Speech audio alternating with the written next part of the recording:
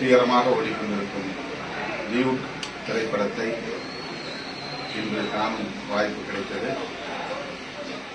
நமது இடதுசாரி இயக்கத்தின் மூத்த தலைவர் முத்தரசன் அவர்களோடு இந்த திரைப்படத்தை கண்டோம். பிரதீப் ரங்கநாதன், நமிதா பைஜு ஆகியோர் கதாநாயக பாத்திரங்களை ஏற்று நடித்திருக்கிறார்கள். காதலை மையமாக கொண்டு எடுக்கப்பட்டிருக்கிற இந்த திரைப்படம் ஆணவ கொலைக்கு எதிராகவும் பேசுகிறது.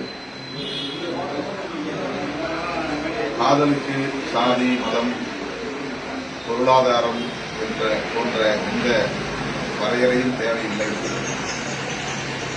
இரு மனங்கள் போதும் என்ற வரையறையை முன்னிறுத்தி இந்த திரைப்படத்தை கீர்த்தீஸ்வரன் இயக்கியிருக்கிறார். தொடக்கத்திலிருந்து கடைசி வரையில் பார்வையாளர்களை வெகுவாக ஈர்க்கும் வகையில் காட்சி அமைப்புகள் உள்ளன. அடுத்து என்ன என்கிற எதிர்பார்ப்பை திரைப்படத்தின் ஓட்டம் உருவாக்குகிறது. இறுதியாக இது எப்படி போய் முடியும் என்கிற எதிர்பார்ப்பை பெருக்குகிறது. நகைச்சுவை ததும்ப, அதே நேரத்தில் சமூகத்தின் மிக முக்கியமான நாள்தோறும் நாம் சந்தித்துக் கொண்டிருக்கிற மிக பெரும் ஒரு சிக்கலை மையமாக கொண்டு இந்த திரைப்படத்தை பிரம்மாண்டமாக கீர்த்தீஸ்வரன் இயக்கியிருக்கிறார். இந்த தலைமுறைக்கு பொருந்தும் வகையில் இந்த திரைப்படத்தை அவர் படைத்திருப்பது அவருடைய படைப்பாற்றலை வெளிப்படுத்துகிறது.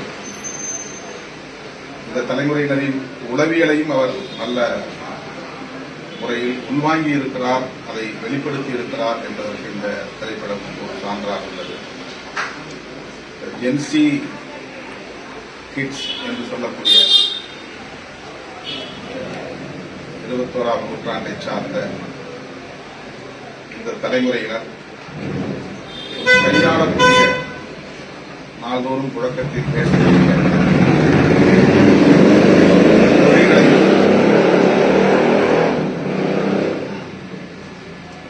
நட்பு, காதல் இரண்டுக்கும் இடையிலான புரிதலையும் மிகச்சிறப்பாக கையாண்டிருக்கிறார். நட்பு வேறு, காதல் வேறு என்றாலும் காதலுக்கு நட்புதான் அடிப்படையானது, ஃப்ரெண்ட்ஷிப் தான் லவ் என்று ஒரு இடத்திலே கதாநாயகன் பேசுகிற, கதாநாயகனுடைய நண்பன் பேசுகிற ஒரு வசனம் இருக்கிறது. நான் நட்பா பழகிட்டேன், எந்த ஃபீலிங் எனக்கு இல்லை, ஜீரோ ஃபீலிங், உன்னோட எப்படி நான் வாழ முடியும் அப்படிங்கிற ஒரு இடத்துல நட்புக்கு மிக உயர்ந்த மரியாதையை தருகிறார். அந்த நட்பு தான் காதலுக்கு அடிப்படையாக இருக்கிறது என்பதை அடுத்தடுத்து வரக்கூடிய காட்சிகளில் பதிவு செய்கிறார்.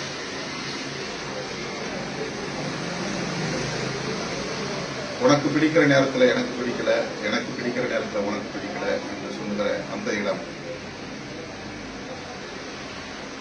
இன்றைய தலைமுறையினர் நாள்தோறும் சந்திக்கிற பிரச்சனைகளாகத்தான் அல்லது எதிர்கொள்கிற பிரச்சனைகளாகத்தான் நம்மால் பார்க்க முடிகிறது. ஸ்கூல்ல ஒருத்தி, காலேஜில் ஒருத்தி என்று சொல்லிக்கொண்டே போற உனக்கு காதல்ல ஃபெயிலியர் அப்படிங்கிறது ஒரு பெரிய விஷயமே இல்லை. இப்படிப்பட்ட இந்த வசனங்கள் எல்லாம் நிறைய விஷயங்களை உடைக்கிறது. மனம் திறந்து பேசக்கூடிய, நட்பை, காதலை தெளிவுபடுத்தக்கூடிய ஒரு உரையாடல் இந்த திரைப்படத்திலே நிகழ்கிறது. மானம் பெரிதா உயிர் பெரிதா என்ற ஒரு உரையாடலும் இடையிலே வருகிறது. தன்னை நிராகரித்த ஒரு பெண்ணை அவள் விரும்புகிற காதலனோடு சேர்த்து வைக்க வேண்டும் என்று வருகிறது. தனக்கு துரோகம் இழைத்து விட்டால் என்று பழிவாங்க நினைக்காமல் அவள் விரும்புகிறவனோடு அவள் வாழட்டும் என்று அவளுக்காக படத்தின் இறுதி காட்சி வரையில் போராடுகிற ஒரு புதிய அணுகுமுறை. இது பிராக்டிகலா நடைமுறை சாத்தியம் உள்ளதா என்ற கேள்வி எழுப்பலாம். ஆனால்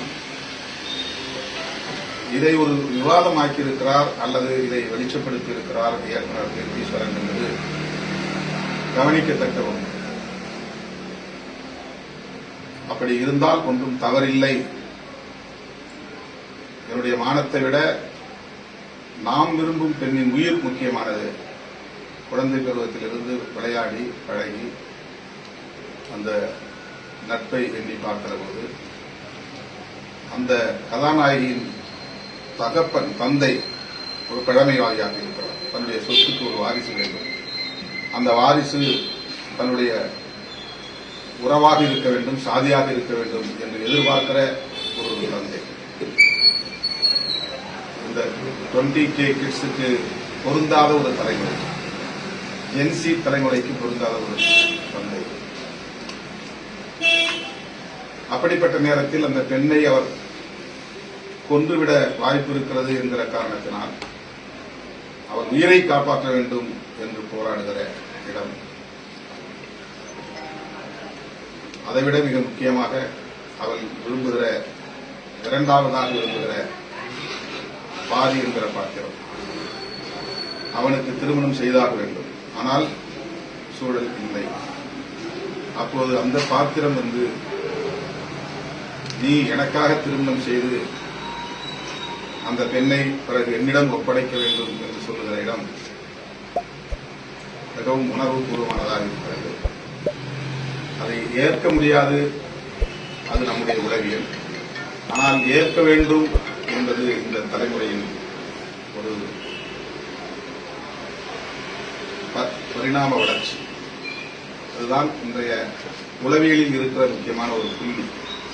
அந்த இடத்திலே தன்னுடைய நட்புக்குரியவன் அல்லது தான் காதலித்தவன் இன்னொருவனோடு வாழ வேண்டும் என்று விரும்புகிற இடத்திலே அவனுக்காக ஒரு ஃபேக் மேரேஜ், ஒரு போலி திருமணம், அவர்களை சேர்த்து வைக்க அவன் படுகிற பாடு, அதனால் அவன் சந்திக்கிற சவால்கள், நெருக்கடிகள்,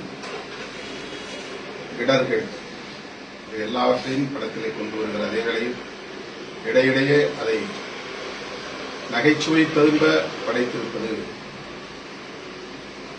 இயக்குநரின் திறமைக்கு சான்றுகளாக இருக்கிறது. அந்த பாத்திரங்களாகவே மாறி பிரதீப் ரங்கநாதன் அவர்களும் கதாநாயகி நமிதா பயிற்சி அவர்களும் இதர கலைஞர்களும் மிகச்சிறப்பாக தமது பங்களிப்பை செலுத்தியிருக்கிறார்கள். இந்த திரைப்படத்தில் இறுதிக் காட்சியில் சரத்குமார் அவர்கள் தந்தையாக நடிக்கிற அந்த இடத்தில் அவர் மகளை கொல்ல விரும்பாமல் பேரனை கொல்ல முயற்சிக்கிற போது ஏன் மகளை கொல்லவில்லை என்பதற்கு அவர் சொல்லுகிற காரணம், உன் மூலம் எனக்கு ஒரு வாரிசு வேண்டும், அதனால் உன்னை கொல்ல மாட்டேன். இந்த பேர பிள்ளை எவனுக்கோ பிறந்தது, அது என் சொத்துக்கு வாரிசாக இருப்பதை நான் ஏற்றுக்கொள்ள முடியாது என்று அந்த குழந்தையை கொல்லப் போகிற இடத்தில் நமக்கே பதைப்பு ஏற்படுகிறது. என்ன நடக்குமோ என்ற ஒரு பதற்றம் உருவாகிறது. பிறகு அவருக்கு நெஞ்சுவலி ஏற்பட்டு மருத்துவமனையில் காப்பாற்றப்படுகிறார். அந்த இடத்திலே கதாநாயகன் பேசுகிற வசனம், உனக்கு என்ன வயசு? 63. இது எத்தனாவது அட்டாக்? 2வது அட்டாக். இன்னும் எவ்வளவு நாள் நீ உயிரோட இருக்க? சில வருஷங்கள் தான். ஏன் இப்படி ஆனவங்க தெரியும்? உனக்கு அசிங்கமா இருந்தா நீ போய் சார் என்று சொல்லுகிற வசனம் இந்த சாதிய சமூகத்திற்கு சவுக்கால் அடிக்கிற வசனங்களாக இருக்கின்றன. ஆணவ கொலையை நியாயப்படுத்துகிற சாதிவாத கும்பலுக்கு புத்தி புகட்டுவதாக இருக்கிறது. பயாலஜிக்கலா, லீகலா, டெக்னிக்கலா எல்லா வகையிலும் இந்த பேரப்பிள்ளை, இந்த குழந்தை உடைய பேரப்பிள்ளை தேவி ஏற்றுக்கொண்டார் என்று சொல்லுகிறார். பிறகு சரத்குமார் அவர்கள் மனம் திரும்பி அந்த தம்பதிகளை ஏற்றுக்கொள்வது, பேரனை ஏற்றுக்கொள்வது என்ற காட்சி நம் அனைவருக்கும் ஆறுதலை தருவதாக இருக்கிறது, மன நிறைவை தருவதாக இருக்கிறது. ஒரு செய்தியை எப்படி திரைமொழி மூலம் சொல்ல முடியும், அழுத்தமாக சொல்ல முடியும், இன்றைய தலைமுறை புரிந்து கொள்ளக்கூடிய வகையில் சொல்ல முடியும் என்பதை இந்த திரைப்படத்தின் மூலம் கீர்த்திவாசன் மிக அழகாக வெளிப்படுத்தியிருக்கிறார். அவருடைய எதிர்பார்ப்புகளுக்கு ஏற்ப பிரதீப் ரங்கநாதன் அவர்களின் நடிப்பும் அவருக்கு துணை நின்ற அத்தனை பேருடைய நடிப்பும் மிக சிறப்பாக அமைந்திருக்கிறது. இவர்களின் கைகளில் தான் இந்த திரையுலகம் இப்போது இருக்கிறது என்பதை எண்ணி பெருமைப்படுகிறேன். இருவருக்கும் என்னுடைய வாழ்த்துக்கள்.